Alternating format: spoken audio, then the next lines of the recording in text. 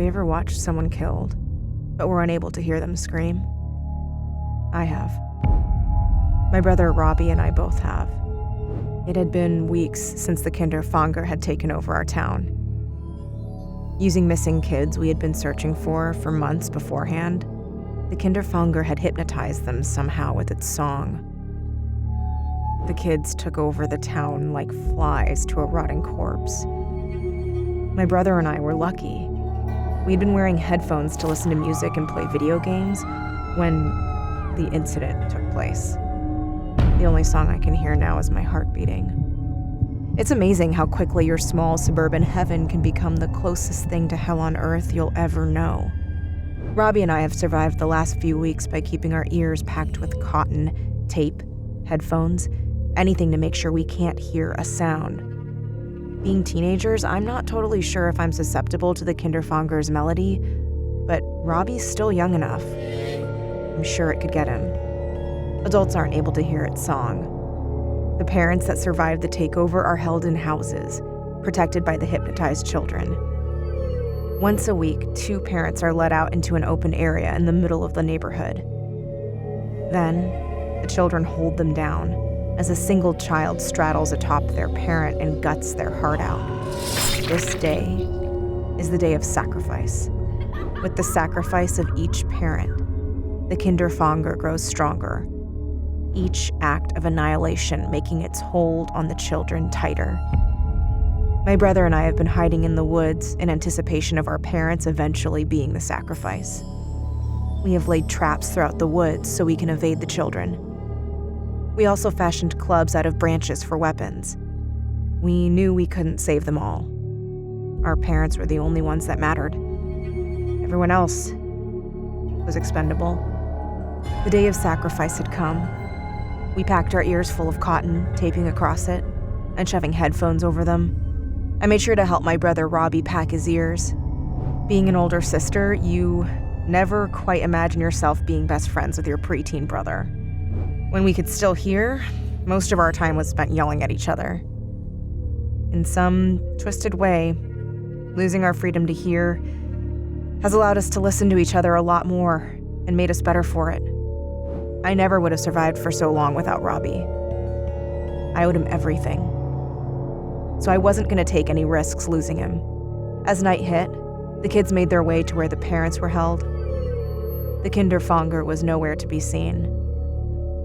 The children formed a giant ring, all their eyes black voids staring ahead as they assembled themselves. Their lips moved as if singing a tune. Suddenly, from the center of the circle, a fire of colors I had never known began to grow. And from this fire came the darkness, the destroyer, the Kinderfänger. Its body a black cloud of pestilence and nothingness, looming over everything our eyes could see. Whatever light existed was absorbed by it. Everything but the multicolored fire it birthed from. The Kinderfänger's bone fingertips raised its pipe to its lipless skull and played its devil's melody. The kids turned in the circle and proceeded in a line toward a nearby house. From the house, our mom and dad emerged. It was everything I could do to not scream in a mixture of terror and happiness. I looked to Robbie. He nodded with silent agreement that this was our chance and we had to take it. The kids brought our mom near the fire. The Kinderfänger continued its haunting tune as it smiled at the sacrifice beneath it.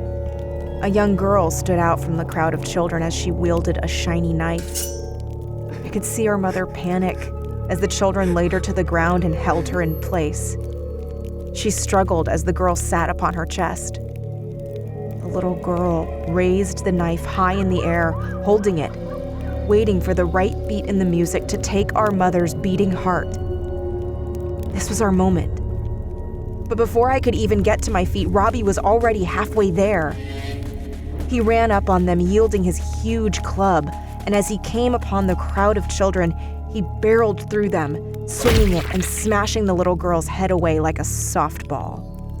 She flew off our mom, her head spilling open like a flowing waterfall of skull and brain matter. I remember in that moment looking directly at the Kinderfänger and seeing its eyes blaze. Robbie tried to get our mom up while I clubbed children out of the way to get to my father. As I made it to him and freed him from his tethered hands, I watched the children gather up and take hold of our mother. Robbie did everything he could to hold on to her while batting them away, but there were simply too many, and neither of us could take them all on. And then, in a moment that seemed forever, I saw our mom let go of Robbie's hand. She didn't do it because she had to. She did it because she wanted us to escape. Robbie screamed for her to grab his hand, but she refused. I locked eyes with my mother and saw her mouth to me, "I love you." And that's when I knew there was nothing else we could do but run. Robbie fought me at first as I pulled him away, but eventually he gave in and we took off with our dad. As we ran, I looked back to our mom. I wish I never had. The children had circled around her like a pack of dogs. And as she watched us leave, we beat her down to the ground. The whole time, to the very moment she died, she never took her eyes off of me.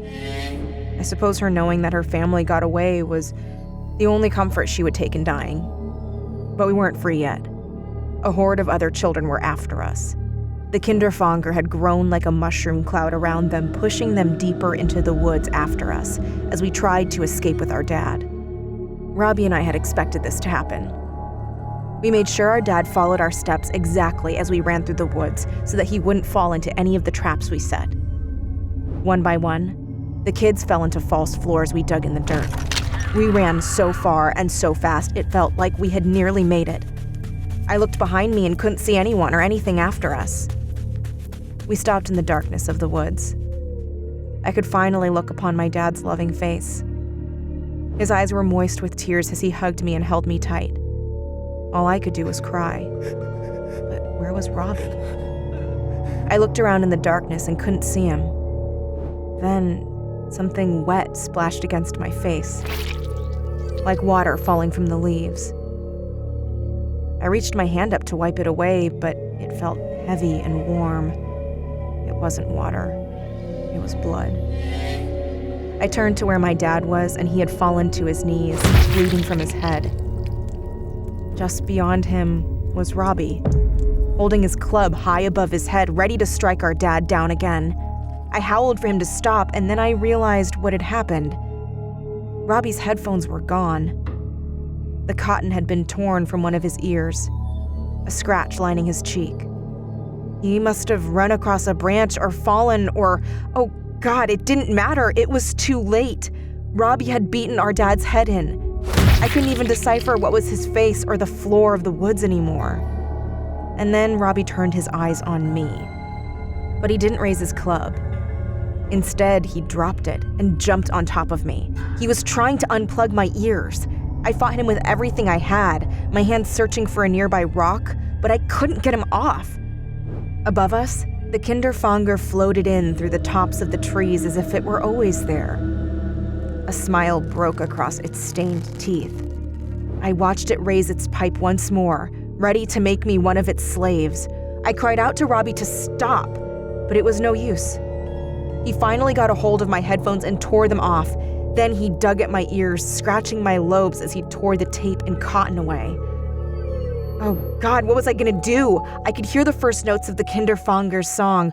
I stared in total fear at the picture above me of my brother's vacant eyes and the dark cloud holding over him, and knew in that moment what I had to do. The only thing I could do. I reached my hands out for anything I could.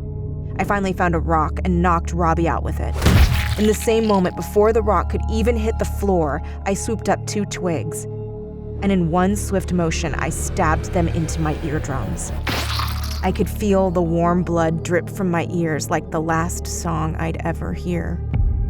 I watched the Kinderfänger above me roar its rage as I laid there in the dirt, unable to hear ever again. Everything I had was gone. My mother, my father, my brother. All I had left was my heartbeat to keep me company. I wish the incessant beating would stop. Please stop.